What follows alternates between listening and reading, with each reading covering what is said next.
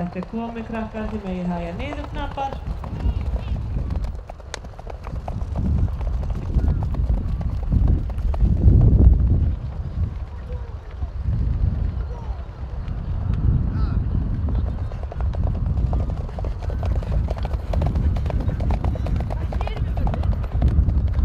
Sigurvegari í fjórgangi meistaraflokks og jafnframt samanlagður sigurvegari hann Jólfur Þorsteinsson í öðru sæti og jafnframt Reykjavíkurmeistari Hinrik Bragason, þriðja sæti Árni Björn Pálsson, fjórða sæti Berglind Ragnarsdóttir og fimmta sæti Hulda Gústafsdóttir.